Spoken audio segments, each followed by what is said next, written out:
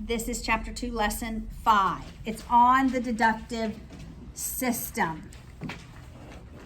Okay, we have already learned what is the name of the statement that we always prove. It's a theorem.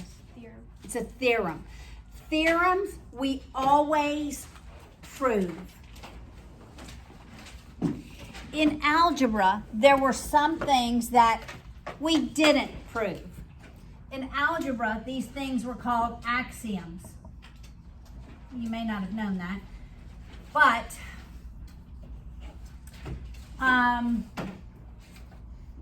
if I do 3 plus 2 equals 2 plus 3, that's obviously the same value, right? An axiom in algebra says I can add any value to both sides of the equal sign and I do not change the equality, right? So I could add 5 to that side as long as I add 5 to that side. I don't change the equality. We don't have to prove it. It's an axiom. It is called a self-evident truth. We don't prove axioms in algebra. We merely use them to work problems, right? In geometry, we don't call them axioms. So theorems we prove. I need to get another marker, huh? Theorems we prove. That's what we prove. Postulates we do not prove. We do not prove. They are self-evident truths. We assume these to be true without having to prove them. So on Monday, I worked a proof and I had the statements here and my reasons here. Do you remember that? We did the 2-column proof. I do that early and often so that you get familiar with what's expected.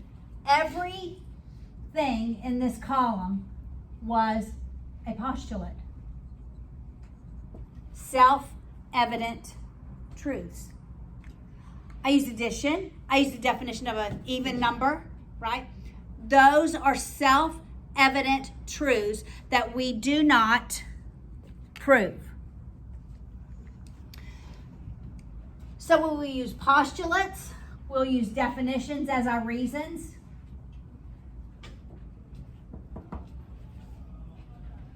To work through proofs. All right, look at 2 postulates. You will use these on page 61. You will have to memorize these. I will not give you these options on a test for reasons. You will have to know them and how to apply them. The first postulate is 2 points determine a line. It's logical, but how is this going to look?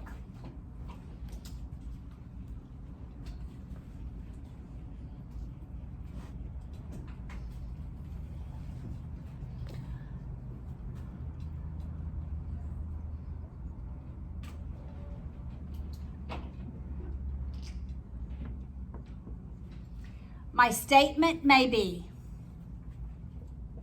through points A and B, draw line AB. Why can I draw a line through 2 points? Because 2 points determine a line. That's going to be my reason when I get to proofs and I'm writing them out. Anytime I have a statement that says I want to draw a line through 2 points. My reason for that is a self-evident truth. It's not something that we have to prove. My reason is 2 points determine a line.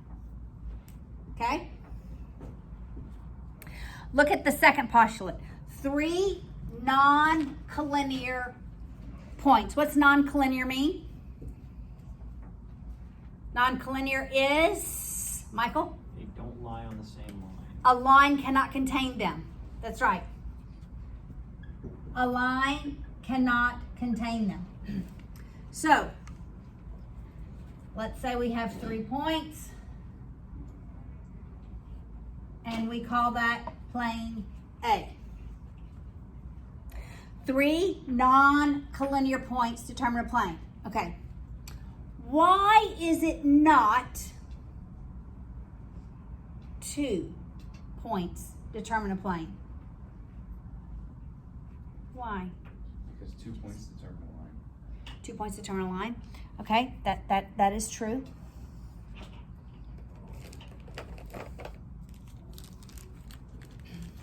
Yes. Is it because you need at least 3 points to make a two-dimensional shape? Yes, there is truth in that statement. Because it has to be non-collinear, and it being collinear would mean that it has to be able to go through a line, and if there's 2 points, it won't go through it. I erased the line. Does that line lie on a plane? It does, doesn't it? Does it have 2 points on it? Okay. Here's a 3-dimensional object, right? Here's a plane. This side's a plane. This side's a plane. What if I pick 2 points right here? Does that determine a plane, those 2 points? No. Where do 2 planes meet? At a line. 2 planes intersect at a line. That's why 2 collinear points don't determine a plane, because they might be the edge of 2 planes where they meet. If they're collinear, they may lie on 2 planes. Make sense?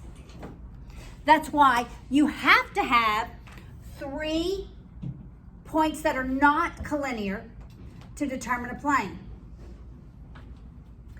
All right, we'll label these DOG. I like dogs. Do y'all like dogs? Yes. Anybody a cat person? Finley, it's quite all right. My neighbor has tons of cats. And we take care of them sometimes. Cats can be rude. So You have can to the get dog. You have to get a good cat. Let me just tell you, my dog, he is senile. He'll come up and bark at me. You know why? He wants to be on the couch with me. That's why. But he is not like, woof, woof, like, please, mama. No. He's rude about it. Okay. Now, look. The non-collinear points, you have to have 3 of them to determine a plane. All right? So, if I had points D, O, G, if I said, look at those, and I would say non-collinear. Non-collinear points D, O, G, then I could say these points determine plane A. Okay? So what are we doing in a proof? We are going to use our undefined terms like a point. We really don't define them.